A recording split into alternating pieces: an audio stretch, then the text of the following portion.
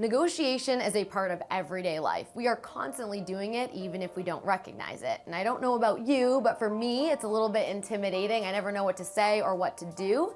So we went to UC where we talked to Susan Powell-Mantell, who gives us 6 easy steps for how to be a better negotiator.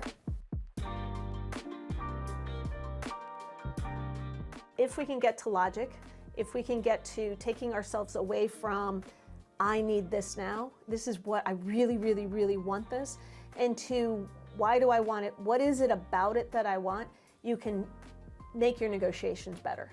The first step is to take all of the emotion out of it. No matter how attached you are to the outcome, it will help you think before you act. Negotiation is a very emotional time. You want something and you want it badly, and you can't, if you go at it through emotion, you're not gonna win. When I think of negotiation, I think of like getting a car for the best deal or getting an antique for like the best deal. But are people that are good at negotiation better at life? Maybe, because to be good at negotiation, you've got to understand the environment, you've got to understand your partner, and you got to understand the nuances of what you're trying to buy. The second is to think of a negotiation as a pie and break it up into pieces. And what I mean by that is that you're not just going to want to think about what your goals are at the end of this negotiation, but what your opponent's goals are as well. Because a win-win solution is always better than a lose-win. If you think about negotiation as a pie and you try to split up that pie, it's going to be a win-lose situation.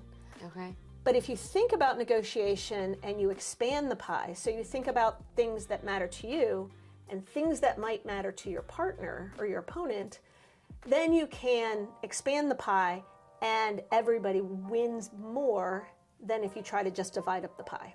So for example, let's take a car.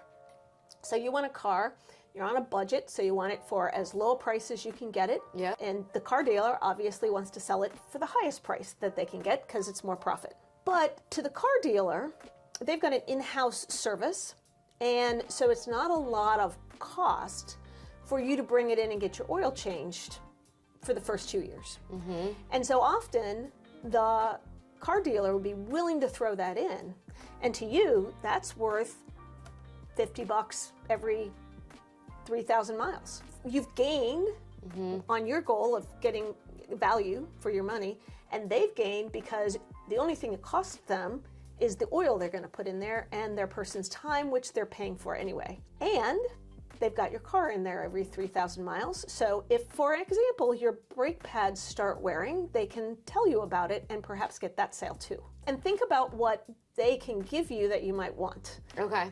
Yeah. That doesn't cost them a lot, but would be valuable to you. The third step is to understand your opponent. And to do this, you have to listen and ask questions. So the core information is going to tell you about the product and what they're thinking about that. The other information is going to tell you about them and what things might be important to them that's not central to the decision. Like, is my guy desperate? Like, is he not sold a car yet this month? Yes, if it's the end of the month and you know you can get some clues that they really want this sale, then you can look for ways to sweeten the deal on your side. You want to give them options of giving you what you want by perhaps giving them something they want. So for example, in the case of the end of the month coming and the goal not being reached, well, I really don't need the car till next month, but I could buy it today if you could give me a deal on this, or you could throw in the oil changes, or you could, you know, whatever else you've decided to ask for. Yeah. So that if you're coming up on the goal date, maybe they can't really give you a lot off on the price, but they could give you some other stuff to get you to get it in on this month's goal. You want to think about what are the goals, what's keeping them from doing what you want them to do, and solving that problem. Fourth step is sometimes we just have to know when to walk away. Walking away is a strategy, right? If you're not getting where you need to be, walk away and come back later. In some cases, you're both just too emotional. So walk away, come back. You know, we're quitting, we're just taking a break. The fifth is that if you can't come up with a solution, there's a trick to get you where you're going. For example, if two business partners are trying to sell the business to the other, but they can't agree on a price, do this. You sell it to me for this price, I am gonna feel good. I sell it to you for this price. And whoever bids the most is the one that gets to buy at the lower price. So you say it's worth 2 million, I say it's worth 1.1 million.